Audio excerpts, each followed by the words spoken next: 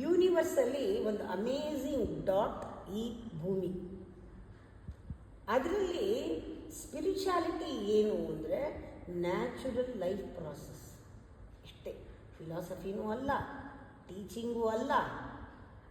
ನಮ್ಮನ್ನು ನಾವು ಅರ್ಥ ಮಾಡಿಕೊಳ್ಳೋದು ಒಂದೇ.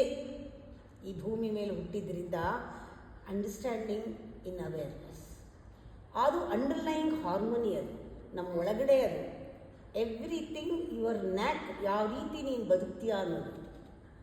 ಅದರಿಂದ ನೀವು ಜೀವನದಲ್ಲಿ ಒಳಗಡೆ ಕರೆಂಟ್ ಕಡೆ ಗಮನ ಕೊಡಿ, ಹೊರಗಡೆ ಏನಾದರೂ ಹಾಕ್ಕೊಳ್ಳಿ.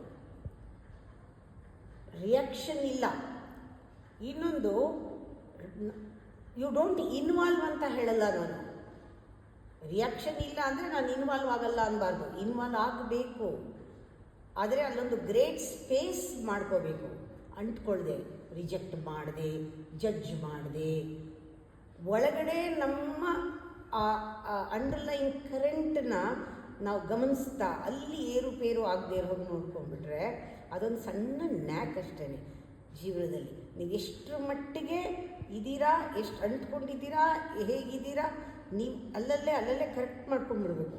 ರಿಯಾಕ್ಟು ಮಾಡೋಕ್ಕೆ ಹೋಗಬಾರ್ದು, ಮುಳುಗಲೂಬಾರ್ದು, ಇಂಡಲ್ಜ್ ಆಗಬಾರ್ದು. ಇನ್ವಾಲ್ವ್ ಆಗಬೇಕು, ಪಾರ್ಟಿಸಿಪೇಟ್ ಮಾಡಬೇಕು, ಲೈಟಾಗಿ ತೊಗೋಬೇಕು. ಇದನ್ನೇ ಭಗವದ್ಗೀತೆಯಲ್ಲಿ ಹೇಳಿರೋದು, ತಾವರೆ ಎಲೆ ಮೇಲೆ ನೀರಂತ.